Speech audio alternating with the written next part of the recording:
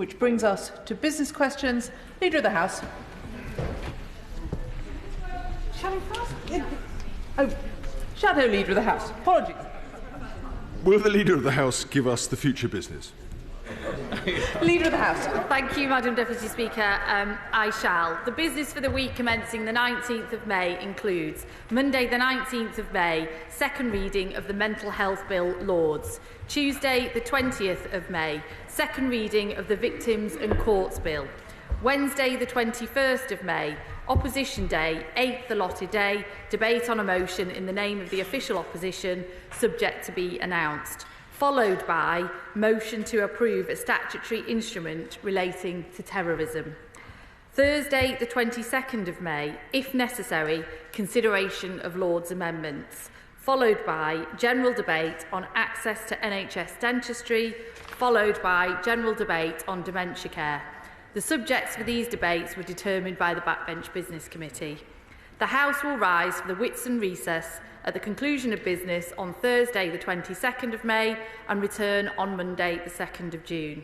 The provisional business for the week commencing the 2nd of June will include Monday the 2nd of June, second reading of the Bus Services No. 2 Bill, Lords.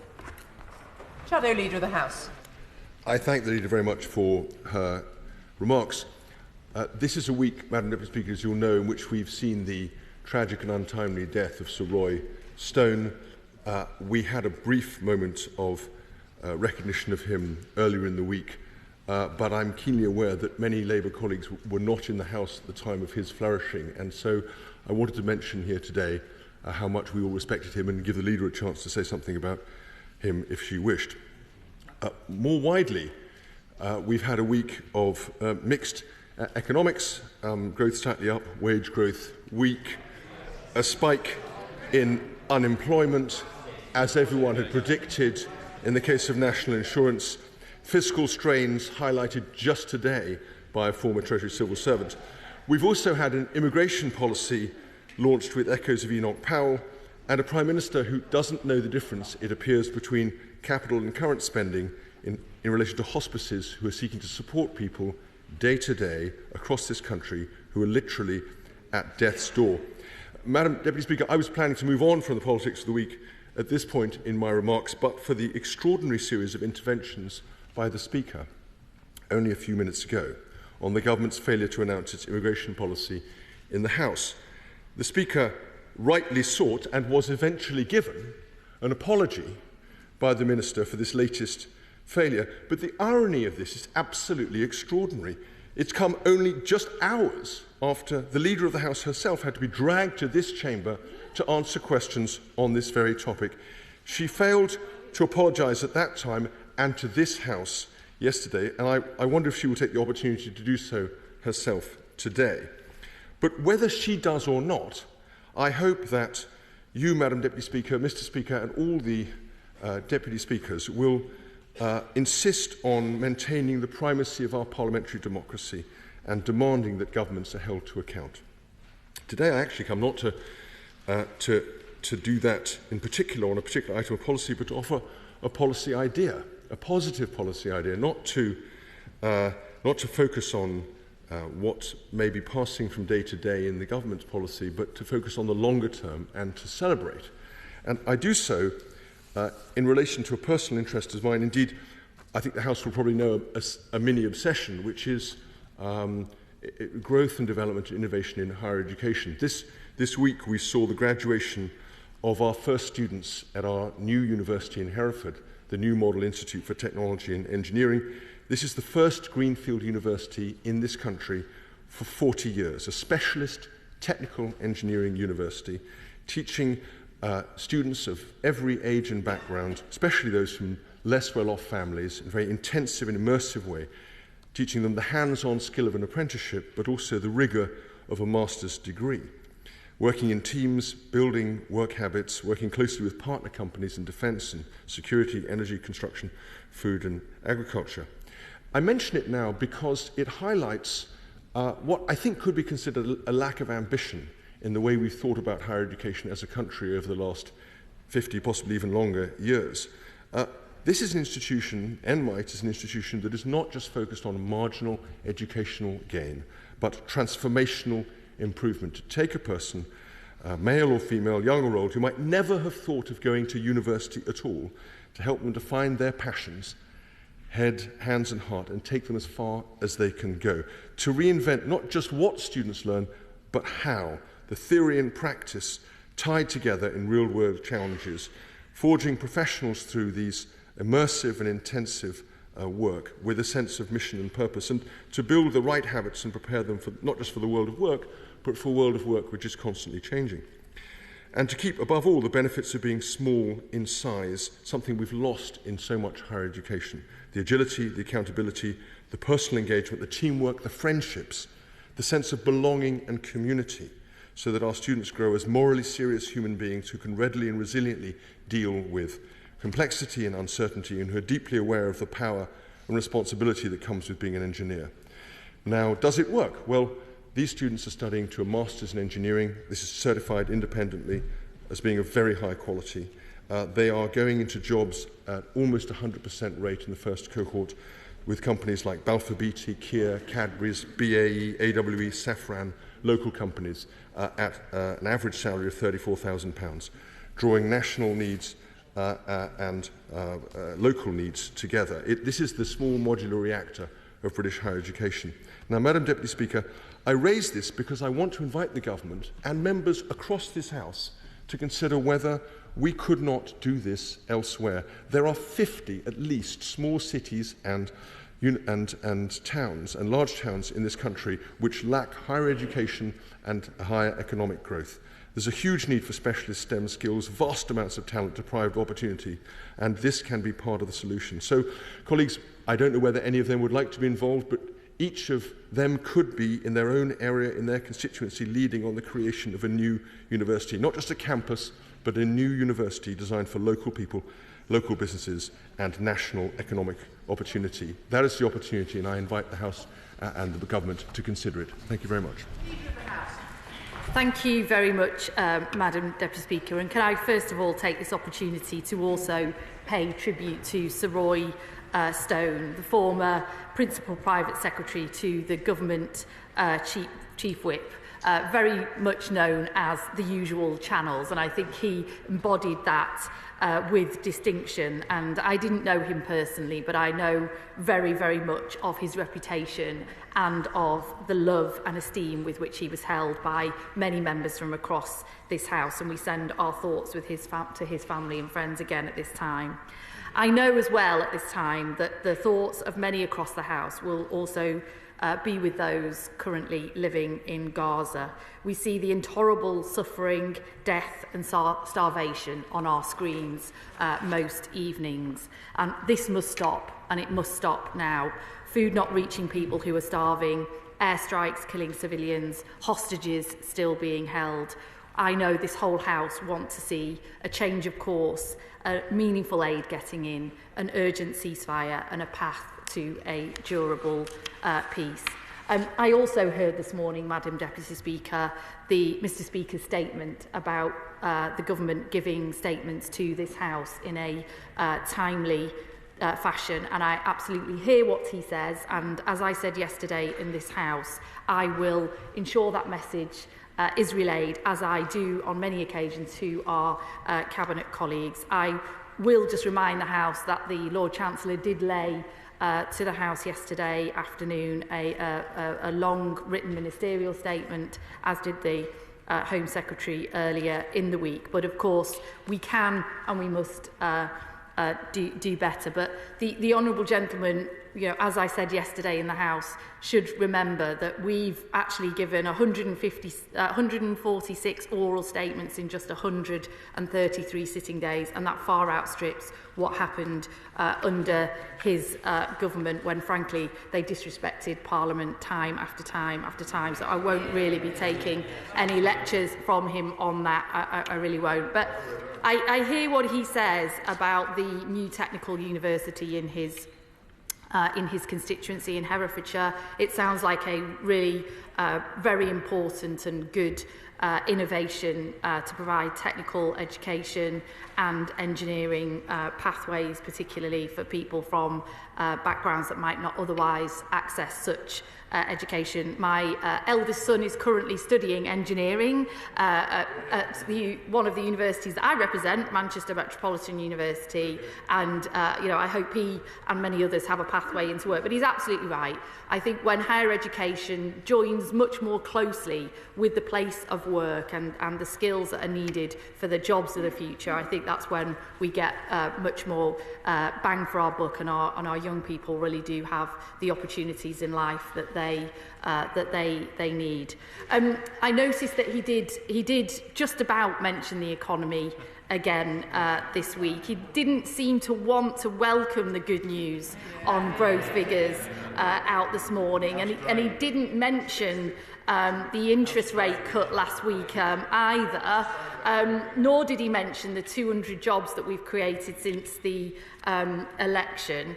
And I don't know if he noticed last week or not what the former Chancellor, George Osborne, said of his current leader and the stance of his current party, and that they're more interested in culture wars than having a serious economic plan. I mean, he's right, isn't he? Because the leader of the opposition, talks about getting figures wrong. What a big way to get your figures wrong in Prime Minister's questions yesterday, by a factor of 100, Madam Deputy Speaker. I don't know if he wanted to set the record straight on that, because she also didn't seem to grasp the importance or the value of the trade deals that we've struck in the last week or so, and the billions of pounds they will bring to the economy. Thankfully, though, Madam Deputy Speaker, there are still a few true Conservatives on the backbenches who really understand that core Conservative idea of free trade. There's many of them still there, because his former Deputy Prime Minister, the member for Hertsmere, welcomed those trade deals. His former Brexit Secretary, the member for North East Cambridgeshire, welcomed them as well. Even Kwasi Kwarteng, the former Chancellor, said it was a success. So George Osborne's right, isn't he, Madam Deputy Speaker? They've got no idea where they stand on the economy. They've got no plan for the economy. We've got a plan. We've got a plan for growth, a plan to improve living standards, a plan to put money back in people's pockets, and today people are starting to see the fruits of that. Chris Bloore. Speaker, Ashwood Bank is a beautiful village in my constituency of Redditch and the Villages. However, despite its aesthetic beauty, it is the people of Ashwood Bank that I'm most proud of. In the gallery today are a group representing Ashwood Bank's Royal British Legion, who have been responsible for raising tens of thousands of pounds for our veterans and armed service personnel. Would the leader join me in welcoming Ashwood Bank RBL, including officers, veterans, school governors and our local reverend, for their public service and commitment to their community? Well, absolutely. Can I join him in welcoming those from Ashwood Bank Royal British Legion to Parliament today, and I'm sure share the whole House's gratitude for the work that they've done, the thousands of pounds that they have raised, and all the service that they've given over many years. Liberal Democrat spokesperson Marie Goldman. Thank you, Madam Deputy Speaker. And can I just echo the words of the Leader of the House about the intolerable and increasingly unsurvivable situation in Gaza, and can I urge the government to do everything within its power to help remedy that situation? My Chelmsford constituent, who is self-employed, regularly has to deal with HMRC. He recently wrote to me about the unacceptable waiting times on HMRC's customer service helpline. In his experience, this issue has been going on for years, but has grown considerably worse recently. He tells me he sometimes has to wait up to 40 minutes before he has to give up and hang up. It's all very well having services online, but if they aren't fully accessible, people will still need an HMRC helpline that is responsive. Sadly, that isn't the case. This unacceptable level of customer service has been the subject of cross-party criticism in this House many times over the years. This year, the Public Accounts Committee agreed that the situation has indeed got worse. They found that 44,000 HMRC customers were cut off while waiting more than 70 minutes to reach an advisor. This is more than six times the whole of the 2022-2023 financial year. Madam Deputy Speaker, I'm sure the whole House would agree that spending time on the phone waiting to resolve tax issues is not something many of us or our constituents particularly enjoy doing, nor does it do anything to help productivity. Businesses need to spend their time selling their goods and services and generating tax receipts for the Treasury, not languishing on the end of a phone. So will the leader ask for a statement to be made about when we can expect to see improvements? Well, can I first of all share what she says, as I said in my opening remarks, about the situation in Gaza, which is truly intolerable and really awful to see. She raises what is, I think, a very familiar, all too familiar, unfortunately, story that many of our businesses and constituents face in trying to contact HMRC and other services, and it's just simply not good enough that people having to wait as long as she describes, and that's incredibly frustrating for them, and as she says, has a real impact on the time that they could otherwise be spending on their businesses and doing what they need to do. She may be aware that later this year HMRC will publish a transformation roadmap to ensure that their services do significantly improve, and that the customer end in particular, and I will ensure that a statement is given about that plan when it is ready to do so, and that she gets an update from the Minister in the meantime. Jessica Morden. Didn't expect to be called. Like many honourable members across the House, I have leaseholders in properties in Newport East managed by Firstport who have seen service charges dramatically increase. In one case, by a constituent reports, by 262% since 2020, despite getting very little in return. So please, can we have an update on the government's timeline for the introduction of greater protection for leaseholders and the strengthening of regulation for managing agents? Well, absolutely. This is an issue that is raised with me very, very regularly at Business Question, and also by my own constituents. I represent many, many leaseholders across Manchester Central, and the situation that she describes, again, it's all too familiar, and I'm really sorry to hear about what Firstport is doing in her constituency. She will know this government has real ambitions for leasehold reform. We want to end the feudal system of leasehold and bring forward a system of common hold. That's why we've published the white paper, and we've also laid the regulations to make it easier for leaseholders to get the right to manage. And later this year we'll be bringing forward a draft leasehold reform bill, which is a comprehensive package to change the system for good. Chair of the Backbench Business Committee, Bob Blackman. Thank you, Madam Deputy Speaker. In addition to the business that the Leader has announced, there'll be in the Chamber next week, there'll be a statement from the Business and Trade Select Committee. When we come back after the Whitsun recess, if we're granted the time, on the 5th of June, there'll be a debate on high street banking closures and banking hubs, followed by a debate on safety regulations in construction and planning of battery energy storage sites. And if we're given the time on the 12th of June, there'll be a debate on distribution of SEND funding, and followed by a debate on the 5th anniversary of the COVID-19 pandemic. In Westminster Hall next week on Tuesday, there'll be a debate on pensions for people living overseas, and on Thursday, a full 3-hour debate on the EU-UK summit results. On Tuesday the 3rd of June, when we come back, there'll be a debate on powers of groceries code adjudicator, and on Thursday the 5th, a debate on police presence on high streets, followed by a debate on contribution of maths to the UK. And on Tuesday, the 10th of June, a debate on USAID funding pause and the impact on UK international development. And on Thursday, the 12th of June, a debate on legal recognition of humanist marriages, followed by a debate on long-term conditions. Now, Madam Deputy Speaker, today is the last day for people to respond to the consultation from the Housing, Communities and Local Government Department on my private member's bill, which was given royal assent in 2023. This is supported housing exempt accommodation. Unfortunately, over the last 2 years, rogue landlords have continued to exploit vulnerable people. I'm delighted that the government have taken up the regulations that we had prepared before the general election, but I would urge those individuals who wish to respond to the consultation to do so without delay. And then I would ask for the Secretary of State to give a statement after Whitsun on what action the government's going to take, how many responses have been received, and when we can expect to see the regulations be brought into practice so that vulnerable tenants don't continue to be exploited.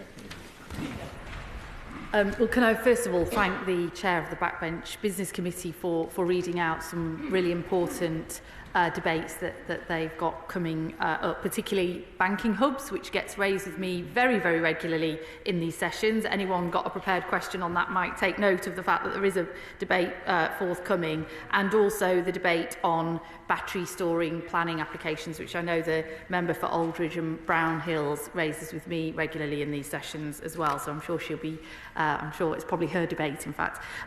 So I know she'll be speaking in that.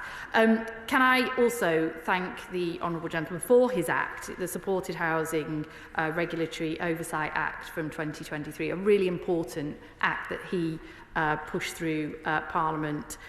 Very important issue, tackling rogue landlords who are taking advantage of some very vulnerable people. I know this is a matter of interest to many people across this House, and I will, after today now, get in touch with the Minister about making a statement on its implementation. John Trickett. Thank you very much, ma'am. People in my area are totally brassed off with Yorkshire Water. They have failed to deliver repeatedly clean water to houses in Upton. They have delivered 5,000 hours of sewage into our local rivers and streams last year. And today we learned that people are having to boil water in the north of Yorkshire. Meantime, they're pushing up prices and they've pocketed over £1 billion of profits since COVID. Can we have a debate on this lamentable progress to deliver clean water by Yorkshire Water, and can we have the opportunity to see whether or not we think privatisation is a failed experiment?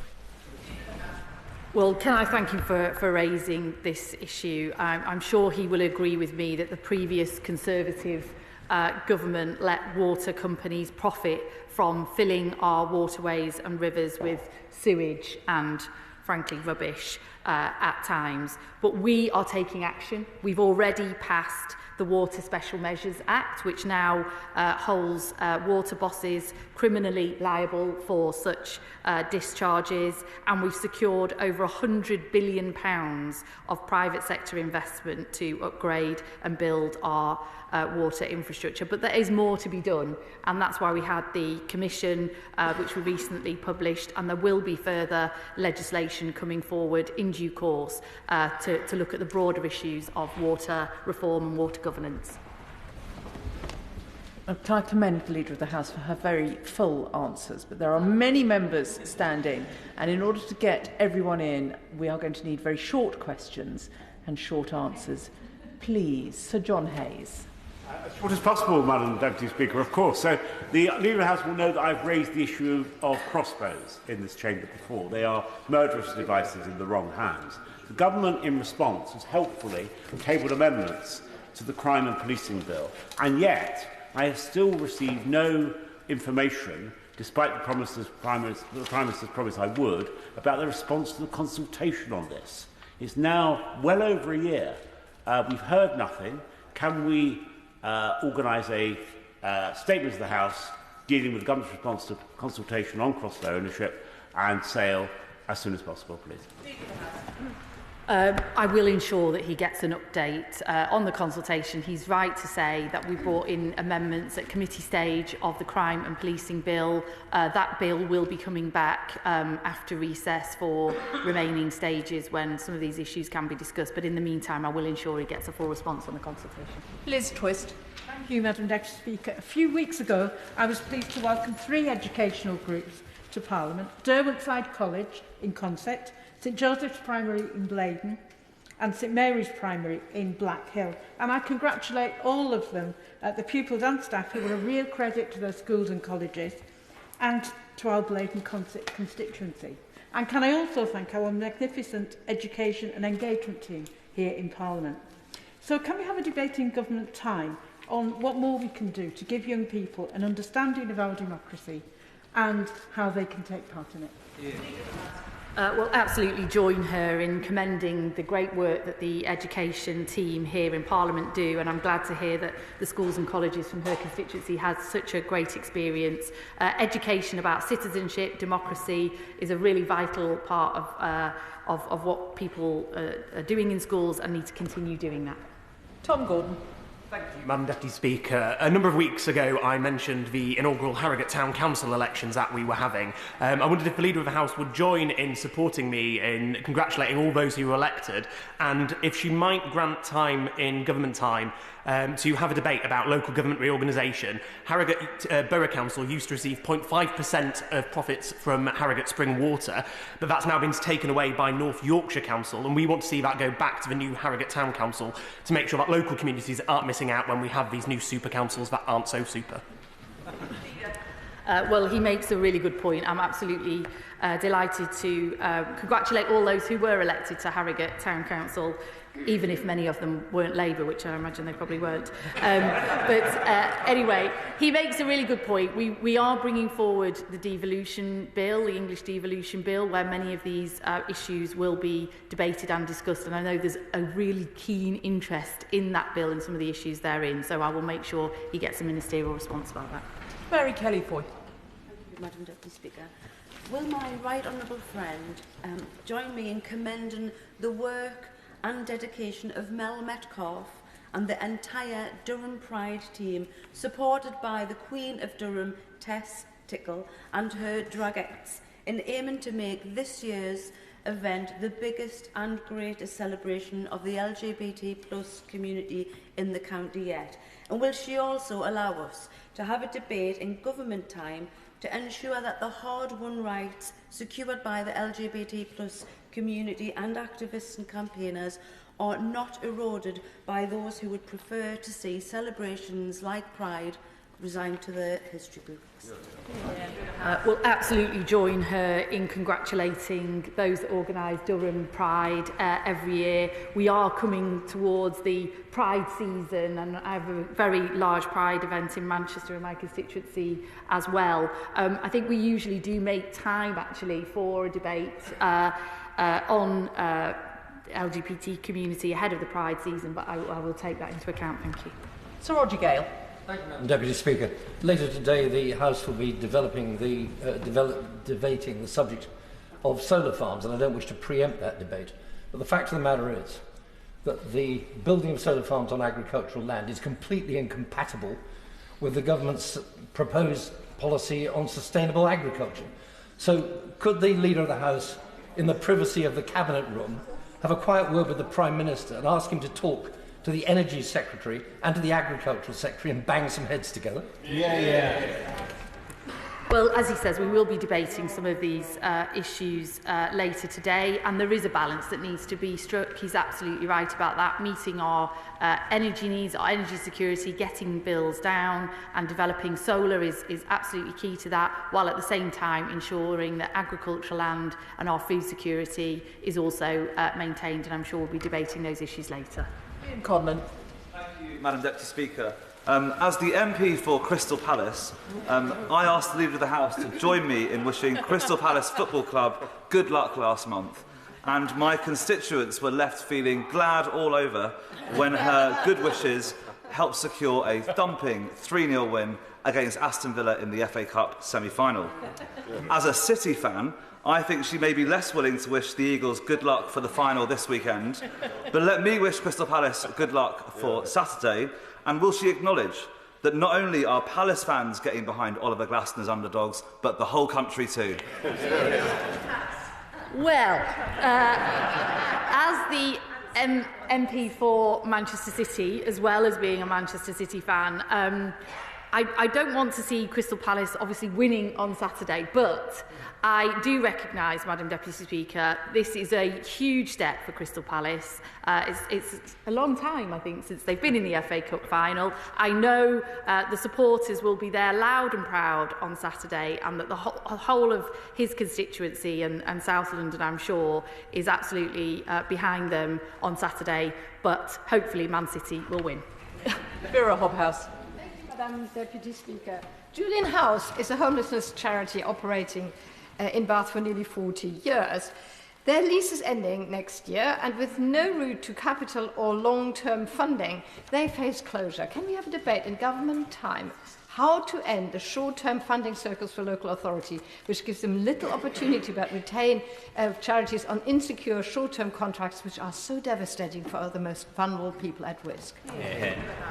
Well, I'm really sorry to hear about the homeless charity in her constituency and the challenges that she faces, and she's absolutely right. The sort of short-term funding cycles that we've seen for local government is part of the challenge for charities like that in her constituency. We are committed to 3-year funding cycles now for local government. We have boosted local government finances in every part of the country to help deal with the situations that she describes.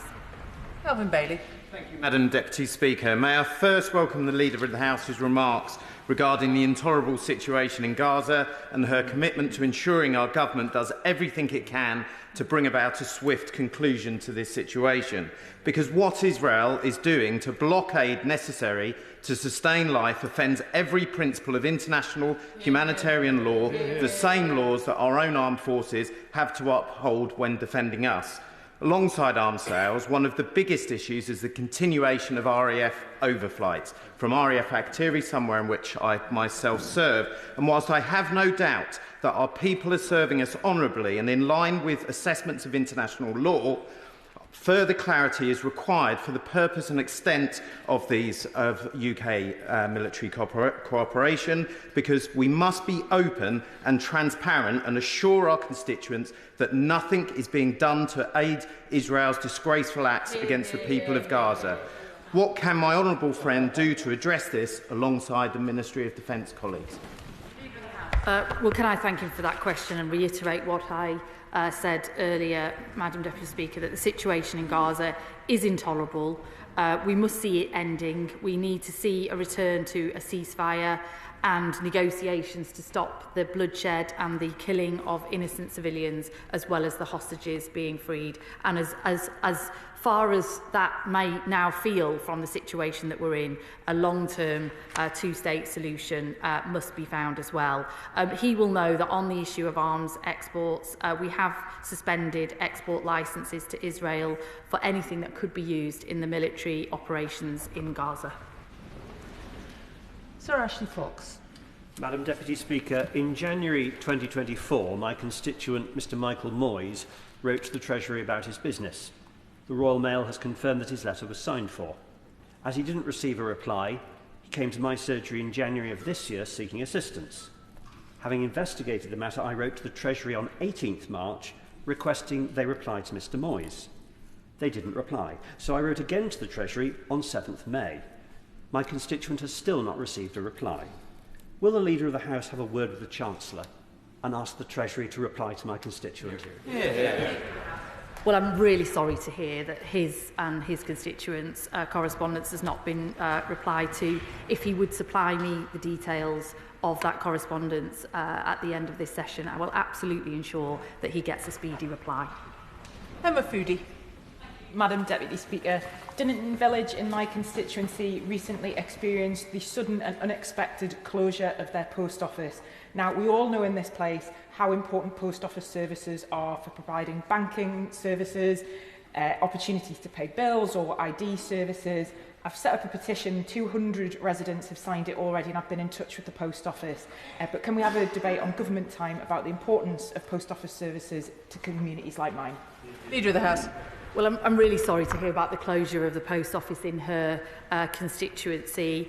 This gets raised with me a lot in business questions, and as I've said many times before, I think it's absolutely critical that members of Parliament, like herself, really do stand up for these services and make clear to the post office that this is not acceptable to our constituents, and I will ensure she gets an update and the House is continually updated on these matters. Christine Jardine.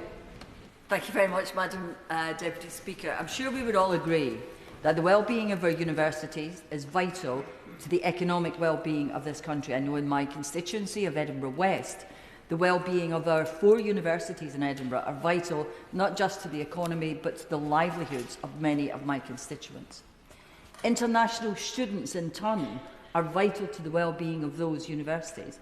And University Scotland say that the measures proposed this week by the government on immigration could cost universities in Scotland £85 million a year in terms of the levy. There's a great deal of concern about this. So can the leader arrange for me to have a meeting with the relevant minister to see how we can address this issue and perhaps reassure our university sector?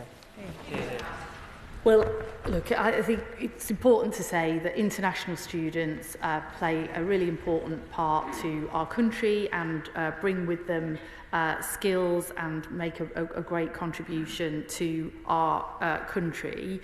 I think that's why UK universities said this week that actually our measures will keep us very competitive in these areas, but I do take on board what she's saying. I think we've got education questions coming up soon, but I will ensure that the Minister gets back to her about those matters. Anna Gelder. Thank you, Madam Deputy Speaker. Sunday marked National Fishing Remembrance Day, and fishermen in our coastal towns and villages, including Lou and Polperro, play a vital role in food security and national security. I'd like to pay tribute to the previous member for South East Cornwall and to her late husband who lost his life to the sea. Will the Leader of the House make time for a debate in government time on support for a sustainable fishing industry, particularly smaller local fleets? We'll absolutely join her in paying our respects. I think it was National Fishing Remembrance Day last week, and I'm sure the whole House will join me in paying our tributes to those who've contributed to our economy, but also the fishing way of life in constituencies like hers. Fishing and fishing communities always raises lots of interest in this House, so I'm sure if she wanted to apply for a debate on fishing community, she'd get a lot of interest. David Mundell. Thank you, Madam Deputy Speaker. The Leader has been very helpful previously on facilitating ministerial engagement on the switch-off of the radio teleswitch system. However, that switch-off is due to take place at the end of June, which is only weeks away. Yet reports suggest that over 100,000 people in Scotland still have not had a new meter, and therefore that carries the threat of losing hot water and heat at the end of June. And I have constituents like Ian Darling of Peebles who have repeatedly had appointments for change cancelled, which is, I think, unacceptable. So can the Leader ensure that a statement is brought forward to tell us exactly what is happening with the switch-off and to assure us that nobody will be left without heat or hot water? Well, can I thank him for raising these important matters with me again? You know, he's very diligent on behalf of his constituents in raising them.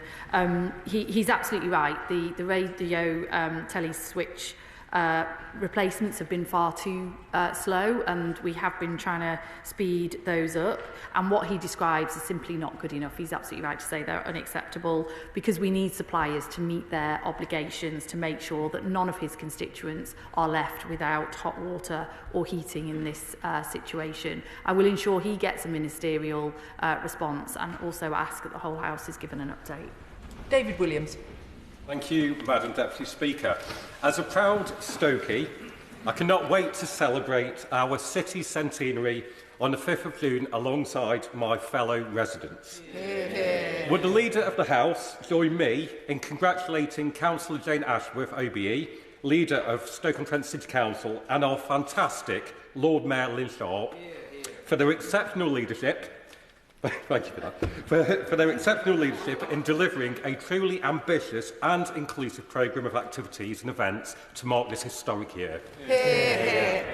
Well, absolutely join him as a proud Stokey that he is in congratulating Stoke-on-Trent on their centenary, and join him in thanking Jane Ashworth and Lynn Sharp for their great leadership. I love visiting Stoke myself, and I look forward to Stoke flourishing over its next 100 years. Jess Brown-Fuller. Speaker, with a real interest shown in Westminster Hall debates on maternity services and with the recent closure announced of the Yeovil Maternity Hospital and Special Baby Care Unit, will the Leader of the House commit to time in the Chamber to debate the failure to implement the Ockenden recommendations in full to see the improved maternity care that we need across the UK? Yeah. Well, can I congratulate her in raising these matters in Westminster Hall and elsewhere? These are very important issues. I'm sure that were she to apply for maybe a backbench business debate on those matters, she would get a lot of support in doing so. Oh, she's a member of the committee, so she can't. OK, well, maybe she could encourage others who are here today and listening to her, please. But, you know, she raises important matters. I know they are very important to the Health Secretary and that he's keen to keep the House updated, and I'm all sure she is as well. Baggy Shanker. Thank you, Madam Deputy Speaker. Earlier this month, it was fantastic to attend primary engineer events in Derby, supported by the amazing Gemma Smalls and the wider Rail Forum, where pupils from local schools showcased model trains which they had designed and made themselves. We're very proud in Derby of our rail heritage, and we know that investing in our young people, we can ensure there's a bright future ahead. Will the Leader of the House join me in recognising the outstanding creativity, teamwork and problem solving these young people showed?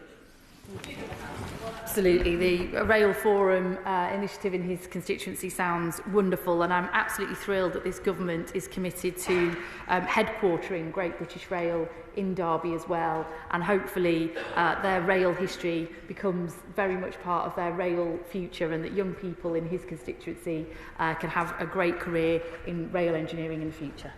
Steve Barclay. Can I join the Leader and Shadow Leader of the House in their tributes to Sir Roy Stone, further to those in the House on Tuesday? He was the most exceptional civil servant, and his loss is very deeply felt by many.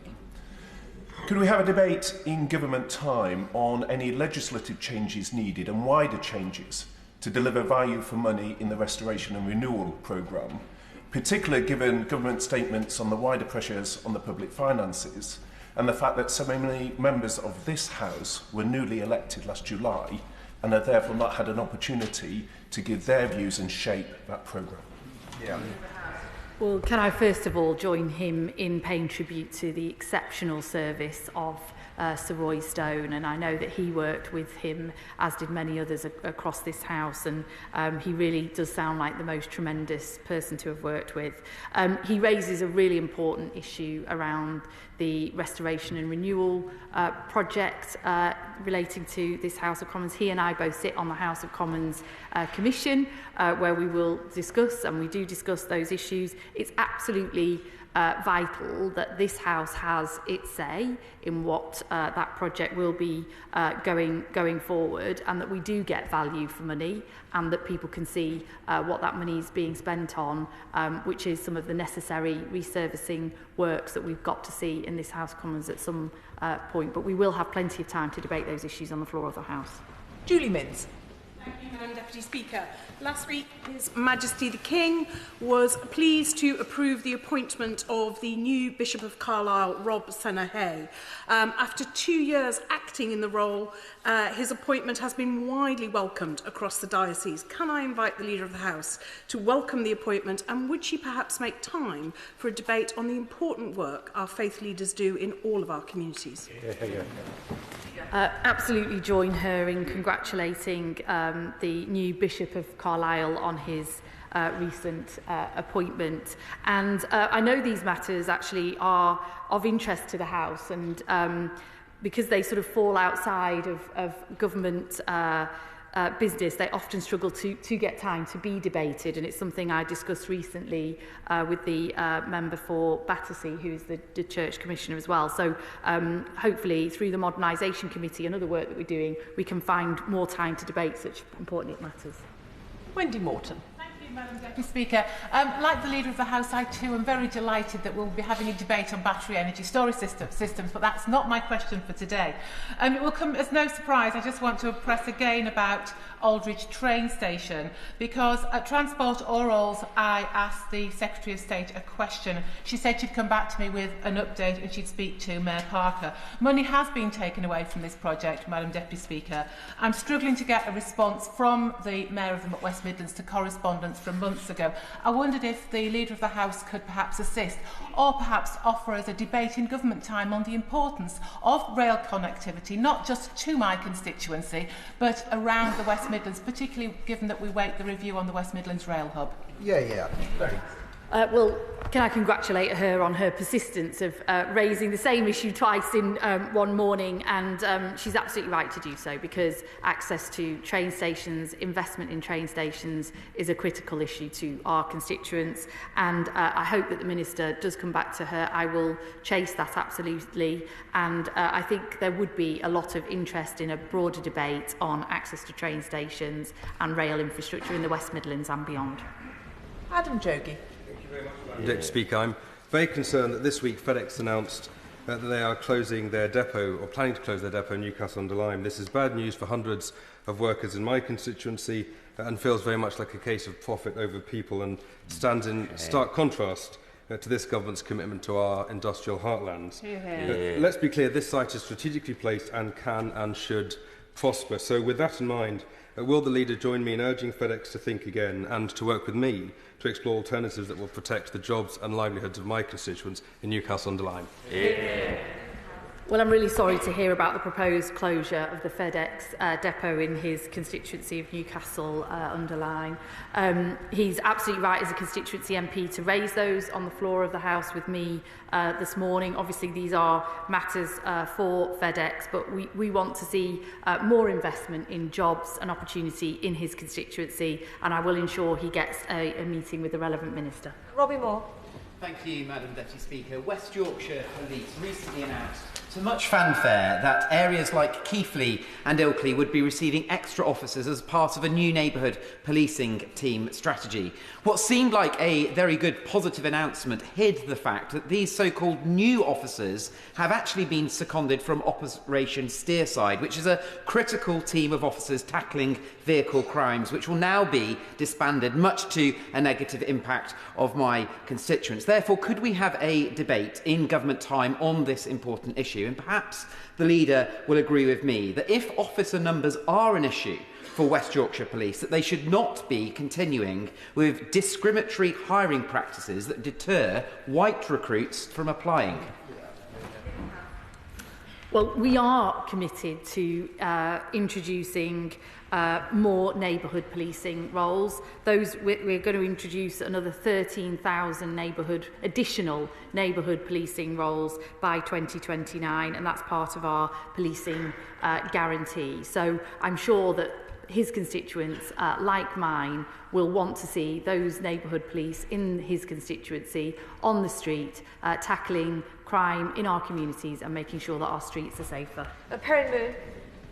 Rise, Madam Deputy Speaker. Defibrillators are a vital community resource and save lives and also provide reassurance to local residents and visitors. In my constituency of Camborne, Redruth and Hale, Paul Kimberley has been leading the St Agnes parish-wide defibrillator network, which now includes 50 defibrillators across the area, and thanks to the initiative, St Agnes now ranks in the top 2% nationally for defibrillator coverage. Will the Leader congratulate Paul for his work? Does she agree that we need a more informed and strategic approach to defibrillator provision, and will she allocate time to support and debate this initiative?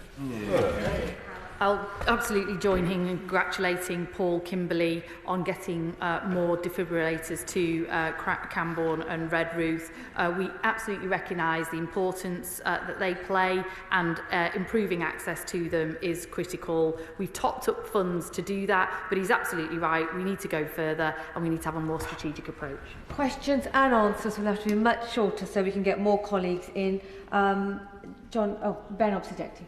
Thank you, Madam Speaker. I'm sure that the Leader of the House, like me, loves a farm shop, and Johnson's of Oldhurst in my Huntingdon constituency was last week declared the best farm shop and delicatessen in Cambridgeshire at the Muddy Selectors Awards for independent businesses. They offer high-quality, homegrown British produce, and from personal experience, I can tell you how busy it is and how difficult it is to get a table in their tea room. So, would the Leader of the House join me in congratulating Andy and Tracy and wishing them well for the best of the best national finals next month, where they will be in contention to become the best farm shop and delicatessen in the country, and surely the only one with a lion enclosure. Andy and Tracy, I think he said, I would absolutely join him in congratulating them on their award-winning farm shop, which sounds fantastic, and maybe next time he can offer me an invitation and I might join him. Patricia Ferguson. Thank you, Madam Deputy Speaker.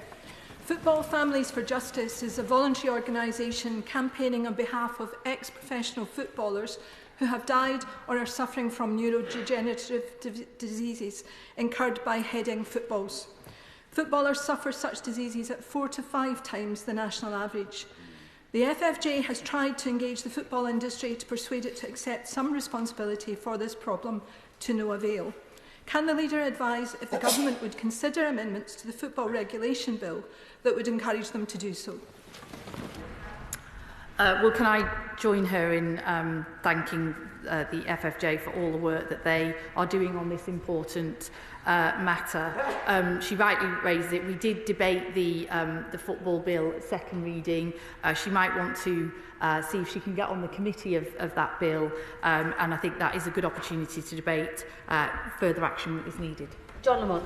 Thank you very much. The Scottish Fire and Rescue Service is facing damaging cuts thanks to underfunding by the SNP government in Edinburgh. Last week I visited Hoyt Fire Station, where I heard about the proposed cuts, including changes to the retained service and reducing the 24/7 coverage to office hours. These proposals could put lives at risk.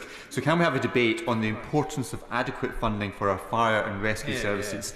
And does the Leader of the House agree with me that the SNP cuts are completely reckless?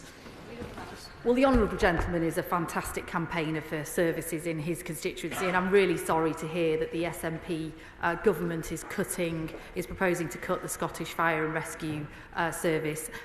They have had a very good settlement in the budget recently, so there really is no excuse, and I implore him to continue campaigning for this vital service. Thank you, Madam Deputy Speaker.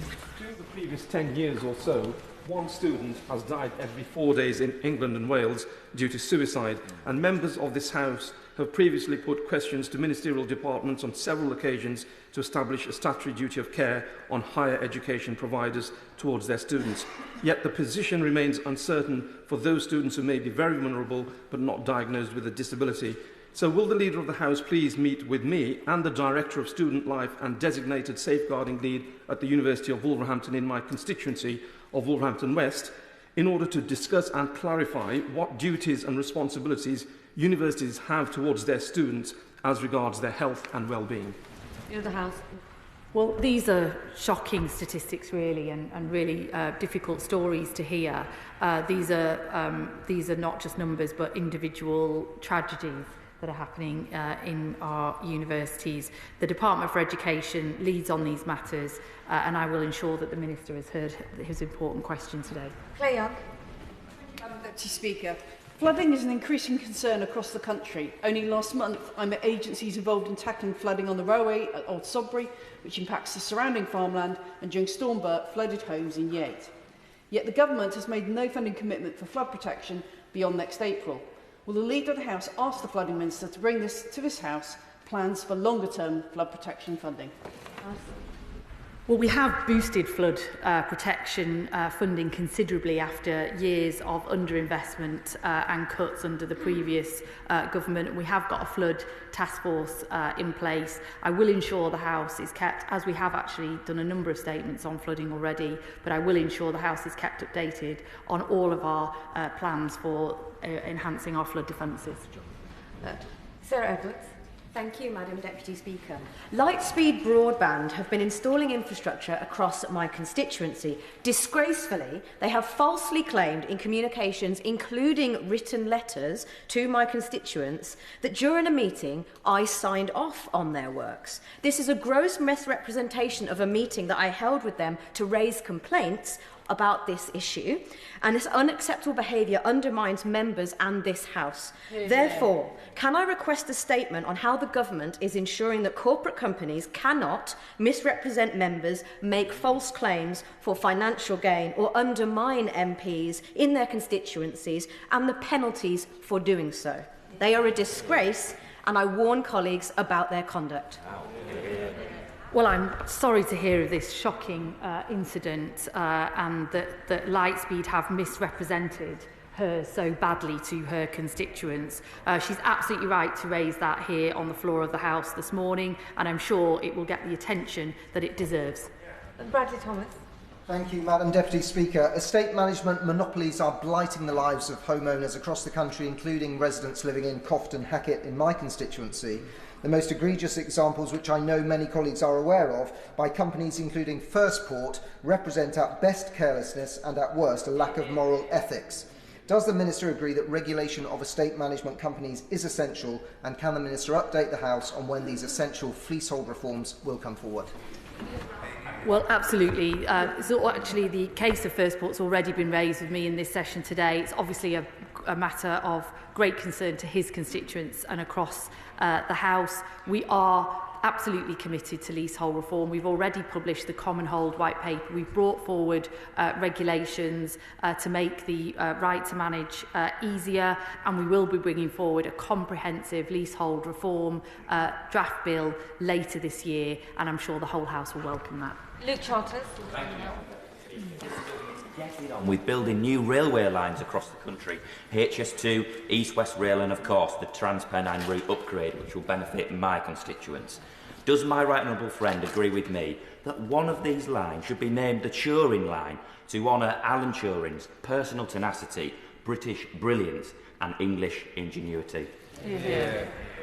Well, as the MP for Manchester Central, I'm obviously a huge fan of Alan Turing and making sure that he gets the recognition that he so deserves. And I think that it would be a fitting tribute to consider the Trans-Pennine route or perhaps some other rail line being named after him. But it's really important that we get these upgrades and we get the transport infrastructure that the North connecting our two great constituencies deserve. Thank you, Madam Deputy Speaker. The Leader of the House knows a great deal about my Spelthorne constituency because I never tire of telling her about it at these questions. So she knows it's in the administrative county of Surrey, but she may not know that it is in the historic county of Middlesex. And tomorrow is Middlesex Day, and I wrote to the government on Monday reminding them gently of this fact and suggesting that the Middlesex flag be flown over Downing Street. I haven't had a reply to the letter yet. I don't really mind about that. Just fly the flag. Well, he flies the flag for Spelthorne and his constituency very well indeed. As a new Member of Parliament, I absolutely know which constituency he represents, and he should take great pride in that. And I'm sure we can all recognise the historic day of Middlesex Day this week. Steve, yeah. Thank you, Madam Deputy Speaker. In June, I'm planning to host a joint event with the Royal British Legion and the Ministry of Defence Armed Force Covenant team. The aim is to better inform MPs across the House on the current offering from the Covenant. And as part of this event, there will be an opportunity for all members to engage with their constituents and for them to share their experience of the Armed Forces Covenant. I wonder if the Leader might allow time in the House, in government time, in the week commencing the 7th of July, so that these real voices and experiences can be heard in this place and represented by their local MP. Well, it sounds like a great event that he's organising to share experiences of the Armed Forces Covenant with members of Parliament. He's giving me a great deal of notice there of a debate that he would like, and so I'll certainly consider that and make sure he gets a full response as well.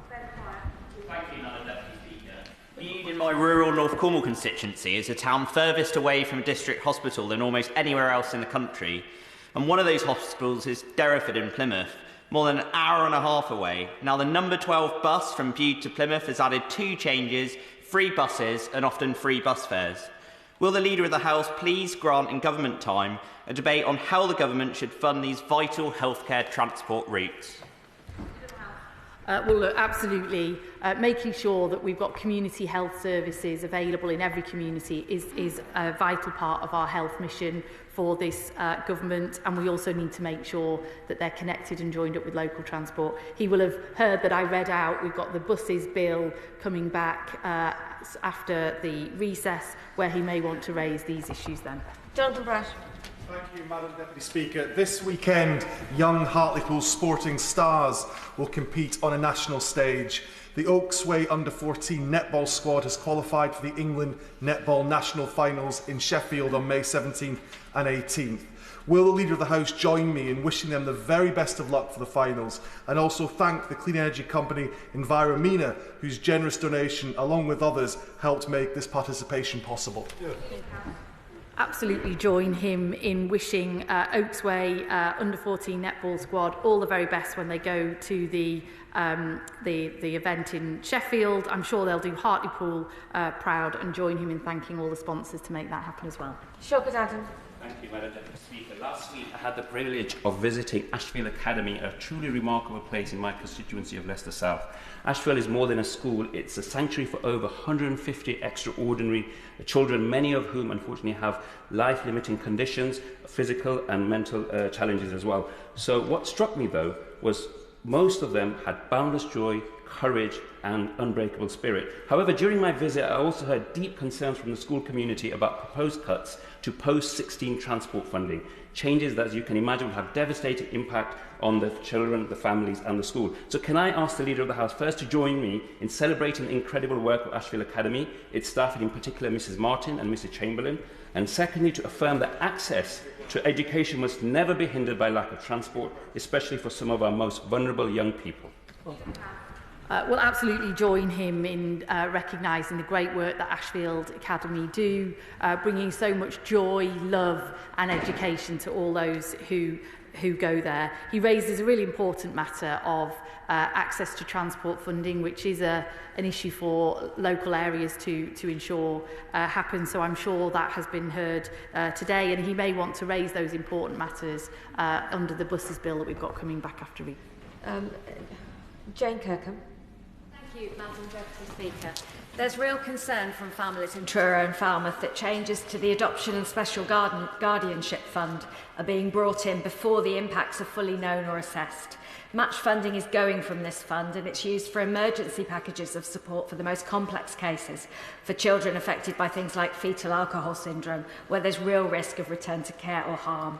Individual support budgets are also going down, and funding for specialist assessments are being included in those budgets. Would the Leader grant a debate in government time on the impact of changes to the Adoption and Special Guardianship Fund?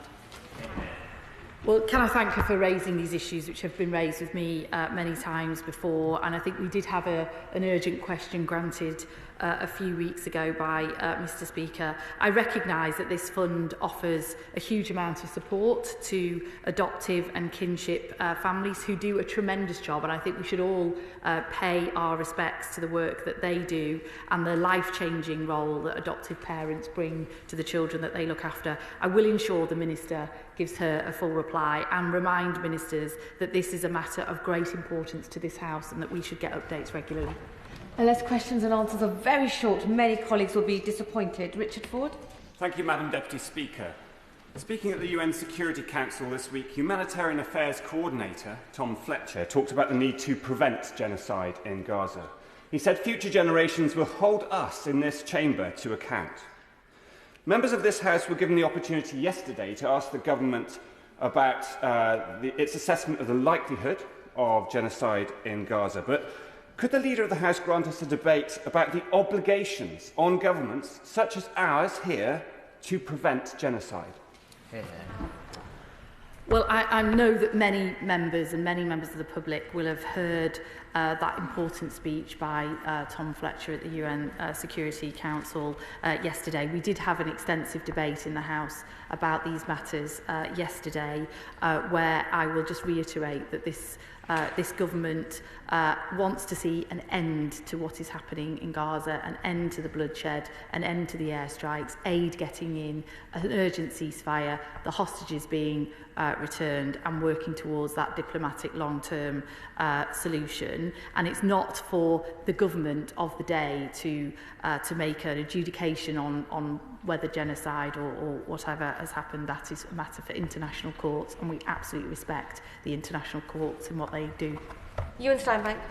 Madam Deputy Speaker, a constituent worked in the banking sector all of her life. She's now being told that due to an abatement clause in her contract, she may receive 20% less of her pension than reasonably would be anticipated otherwise. Will the Leader support my call for the Government to identify and support those affected by underhand pension clawbacks and help them access the due form of redress? Well, look, I think these issues around pension clawbacks and making sure that pension customers get treated fairly and decently is absolutely important. We do have a pensions bill coming forward shortly where there are additional consumer protections in there, and you may want to raise those then. Jim Shannon. Deputy Speaker, I thank the Leader of the House for the opportunity to raise an important matter, as I try to do every week. Around the world, many Christian and other religious minority communities face persecution, displacement and violence. While NGOs and faith-based charities do vital work supporting them, overseas development aid also has a very crucial role to play. So will the Leader of the House contact the FCDO Minister to update the House on how UK ODA currently supports persecuted religious minorities? And will the FCDO Minister consider a statement or a debate, if possible, in government time on how we can better use our aid to protect freedom of religion or belief globally? Thank you. Well, can I thank him once again for raising the important matters of freedom of religion and belief, as he does every week in these sessions. I will absolutely ensure that ministers do keep this House updated on issues relating to the overseas development aid budget and how that is being distributed. Alex Barras-Curtis. The debate in government time about making the issuance of bilingual death certificates the default position where a deceased person is from Wales. I was recently visited by a constituent of mine who was unable to get one for her late husband. She has been told that because of the circumstances of her case, that unless there's a change in approach, her only way to get one will be to go to the High Court, have the current process quashed and another inquest undertaken. So can the Leader offer any advice or support to me and my constituent, and does she agree with me that this should be the default position where a deceased person is from Wales?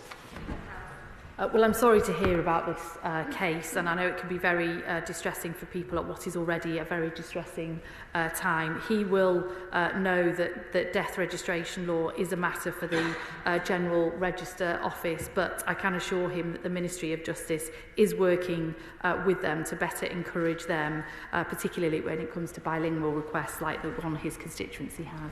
Crichton. Deputy Speaker, pupils at the Leverhulme Memorial School in Harris, in the most beautiful constituency in the country, have come top prize in the Eco Schools Scotland Awards.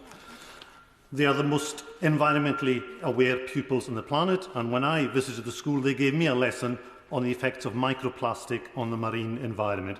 Will the Leader of the House join their campaign and that of the member for South Leicestershire, who isn't in his place, to lessen the effect of microplastics on the marine environment? I ask this not for cross-party unity, but for the planet and for the pupils of the Leverhulme Memorial School.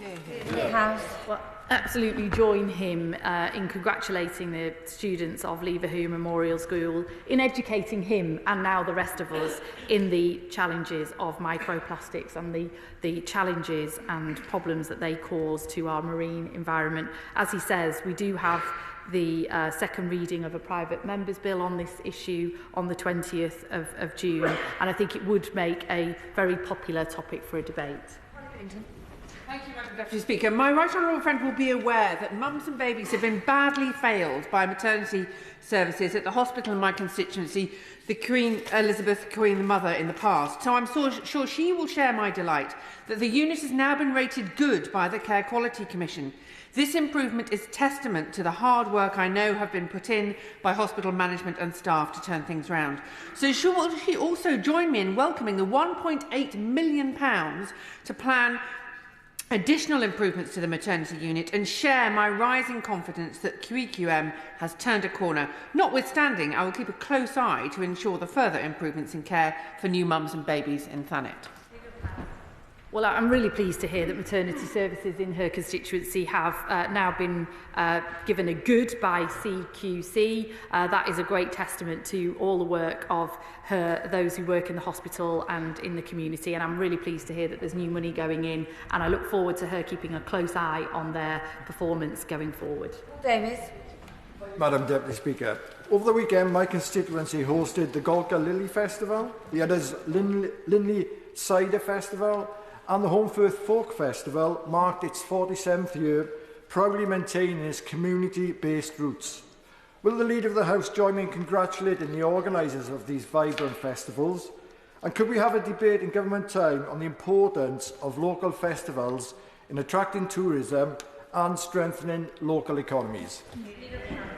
Well, once again, he highlights the real tourist hotspot of his constituency in Golcar and Homefirth, and he's a great champion for them. He's absolutely right. These kind of festivals can really draw in the crowds and make sure that people come to his constituency and elsewhere, and I will ensure that the Minister is made aware when he wants to next go on a visit there. Jessica Toll. My constituent, PC Demar Rowe, has been nominated for a National Police Bravery Award. In the summer of 2023, PC Rowe, while off duty without protective equipment or handcuffs, was able to disarm a man wielding an electric saw and restrain him for 20 minutes while he waited for the police. I want to put on record my thanks to PC Rowe. Will the Leader of the House join me in recognising his bravery, pass this on to the Home Secretary and make time to mark the contribution our police officers make in all of our communities? Well, absolutely join her in thanking and congratulating PC Rowe. What a remarkable outline she's given there of bravery, and I will ensure that the Home Secretary has heard her question today and that we can all celebrate their great work. Serena Brackenridge. Thank you, Madam Deputy Speaker. This week, when the Independent Pharmacy Association visited Parliament, I got stuck in and had my blood pressure and bloods taken. It really highlighted the essential preventative work pharmacies do to reduce pressure on GPs. Will the Leader of the House join me in thanking independent pharmacies for the vital role they play in community healthcare, welcome the record £3.1 billion uplift, and will she allow time for a debate on the importance of supporting local pharmacies?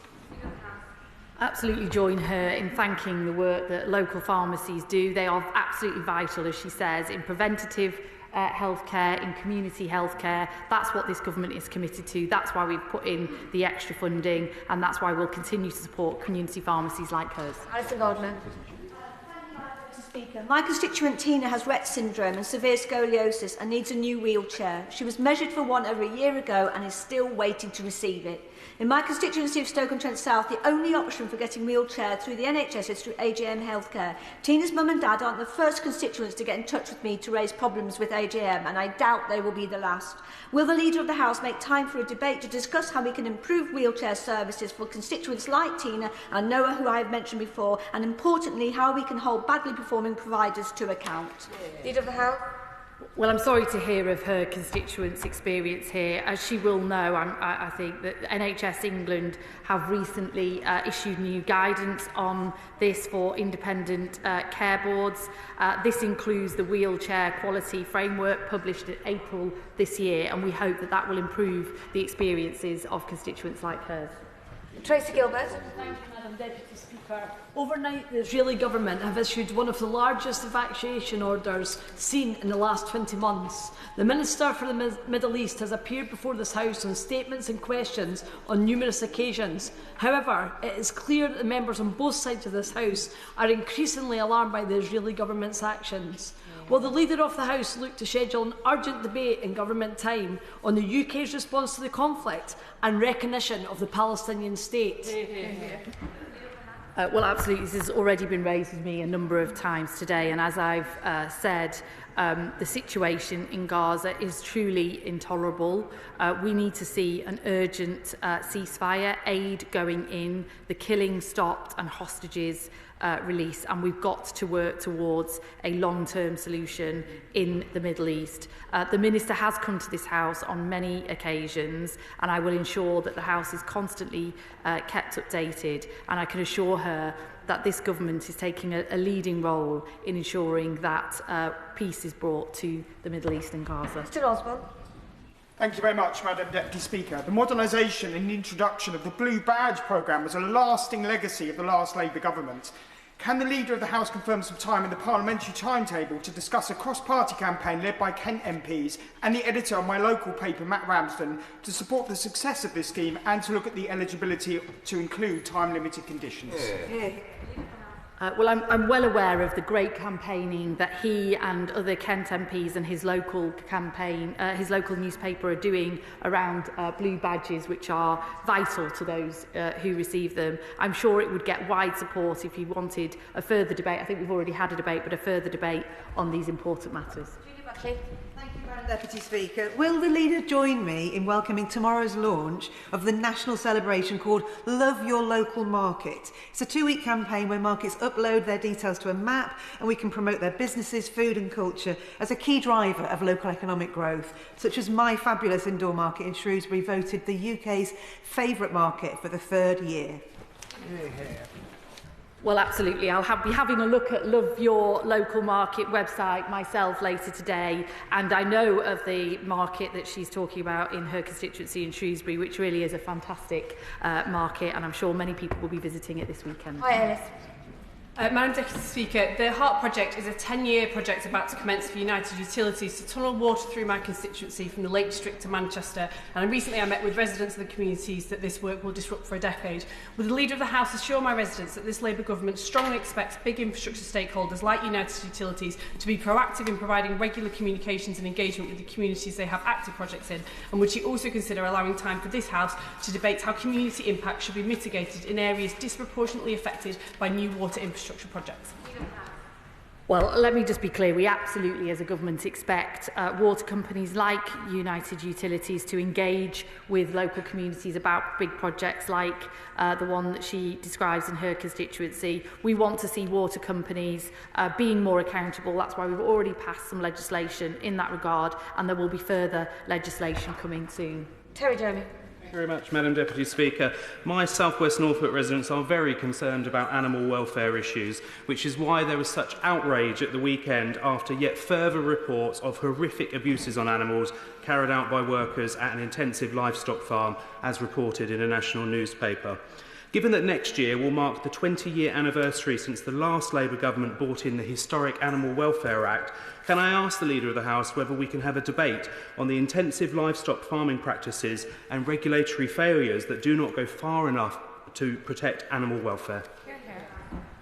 Well, absolutely. I know animal welfare attracts a great deal of interest for members across this House, and I just want to put on record that this government is committed to introducing the most ambitious programme for animal welfare in a generation, building on our historic reputation in this regard. We've got a number of manifesto pledges which we will be bringing forward throughout this Parliament. Kirsty Sullivan.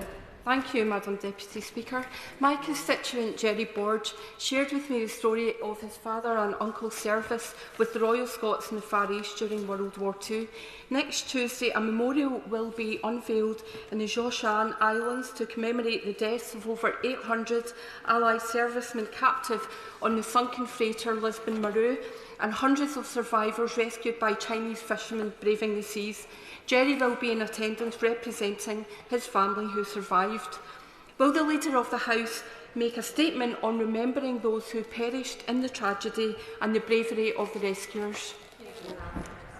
Well, can I thank her for raising this important issue with the House today? This tragedy needs to be remembered, and she has made sure that we are remembering it today, and I'm really pleased to hear about the new memorial being unveiled. Final question goes to John Pearce. Thank you, Madam Deputy Speaker. I hope the whole House will join me in paying tribute to my constituent, Roger Cooper, who died this week. Roger was a brilliant, decent man A member of the Labour Party, he campaigned for over 60 years for the party, his first election being in 1964. I'm extremely proud that what turned out to be his last election elected a Labour government and a Labour MP. I wonder if the Leader of the House will join me in paying tribute to Roger, but to all members of all political parties who are the unsung heroes of our democracy. Well, absolutely.